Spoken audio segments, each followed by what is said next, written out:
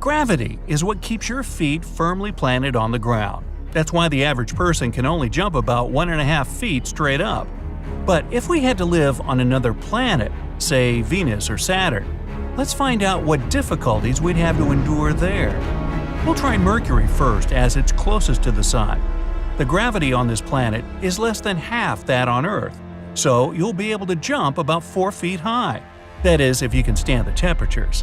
On the sunny side, the heat reaches 800 degrees. To be there is like standing neck-deep in dark red lava on the slopes of a volcano. Oh boy! Night won't bring much respite either. Scorching air will quickly chill to minus 280 degrees.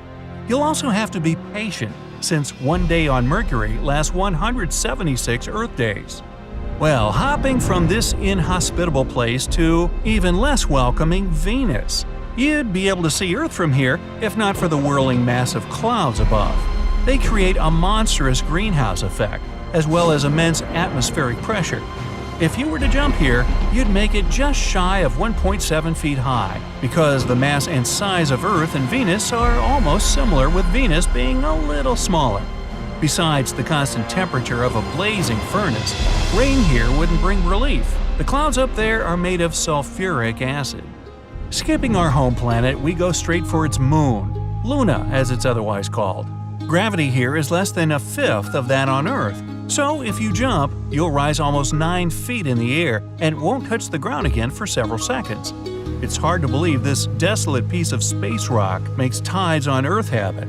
And if you stay on the moon long enough, as in a couple million years, you'll see how much further it's gone from our home planet. Next destination is Mars, the red planet. Here, a vertical jump will take you about 4 feet in the air, if there was any air to speak of course. Mars has an atmosphere, but it's much thinner than on Earth. If you stay here until evening, you'll be able to marvel at a beautiful blue sunset. And you can probably see a mountain from here. That's Olympus Mons, the tallest mountain in the solar system. It's almost 3 times taller than Everest, and it's also a volcano, by the way. Leaping from here to Phobos, one of the 2 moons of Mars. Plant your feet firmly and don't be tempted to jump. Gravity here is so weak that you won't be able to return. Phobos is really small compared to other moons in the solar system, no larger than a big asteroid. It's almost 100 times closer to its planet than our moon to Earth. Eventually, it's doomed to be pulled critically close to Mars and shatter. Scientists believe Mars can obtain its own rings then, much like Saturn. Now, we're going to a really weird object. It's called Ceres, and it's the largest asteroid in the solar system.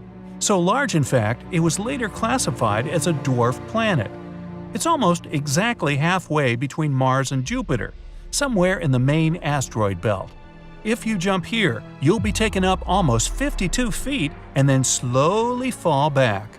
Ceres is so massive that it accounts for a third of all mass in the asteroid belt. Fast forward to the next waypoint, Jupiter. Being a gas giant, this planet has no solid surface, so jumping here is irrelevant. But if you must, you could only hop about 6 inches high. Jupiter is more than 10 times larger than Earth and 300 times as massive, so its gravity is enormous. There's also a perpetual storm on its surface that's been there for at least 4 centuries. Although it's getting smaller with time, at the moment our whole planet could fit into that storm. Our next stop is Ganymede, the largest of Jupiter's moons. It's solid, so you can easily jump here and make it over 10 feet high. This moon is larger than Mercury, but its mass is significantly lower, which makes gravity rather weak. Ganymede is covered in thick ice, and deep beneath that is a liquid metal core. This core is why Ganymede is the only moon to have a pretty strong magnetic field. Next, we go to Saturn, the second gas giant of the solar system. It's only slightly smaller than Jupiter, able to fit 9.5 moons in it, but way less massive. If it had any hard surface to jump from, you'd be able to hop as high as 1.4 feet in the air, almost as high as on our planet. Saturn is most famous for its rings, which are particles of dust and ice left from impacts with different space objects. It spins so fast around its axis that it has flattened itself almost into an oblong shape. It also has 62 moons, only 5 fewer than Jupiter. Let's explore one of them right now. Hopping further, and here we are on the largest moon of Saturn, Titan. Jumping here will take you just shy of 11 feet high. The atmosphere of this moon is most peculiar. It's heavy and mostly consists of nitrogen, making the surface appear hazy.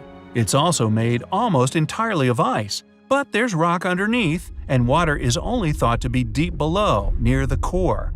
And one amazing thing on Titan's outside are cryovolcanoes, volcanoes that spew ice instead of lava. Next on our path is Uranus, another giant, only this one is made of ice. In fact, it's mostly similar to Jupiter and Saturn, but it has much more ice in its atmosphere and mantle. Jumping here will take you up about 1.7 feet. Uranus is also the lowest minimum temperature of all planets in the system. At minus 377 degrees, it's colder than liquid nitrogen, so you'll freeze right where you stand. Cool. Really. Our route continues with Neptune, the twin brother of Uranus. It's also an ice giant, and although a bit smaller in size, it's much more massive. Because of this mass, the gravity here is also impressive. You'd only be able to jump about 1.3 feet. 1 year on Neptune takes almost 165 Earth years, because it's 30 times further from the Sun than we are. In fact, this is the last proved planet of the solar system. But our hopping trip isn't finished yet. We're arriving to Triton, one of Neptune's moons. Gravity here is not extremely low, so a single jump would take you a comfortable 19 feet up. Triton is the only moon that moves in a retrograde orbit, that is, against the movement of Neptune around its axis. It also has a unique surface feature called cantaloupe terrain for its similarity to a melon. Next is the dark and lonely Pluto, formerly the 9th planet, but now no more than a dwarf planet. Its gravity is somewhat lower than that of Triton's, and you could jump over 25 feet high here. Pluto is too small to be a fully fledged planet. It's smaller than many moons, including ours. Its atmosphere appears and disappears at times. When Pluto is closer to the Sun, the ice on its surface evaporates to become the atmosphere. But as soon as it travels further, the gas layer goes away. So hold your breath. And finally, our final stop.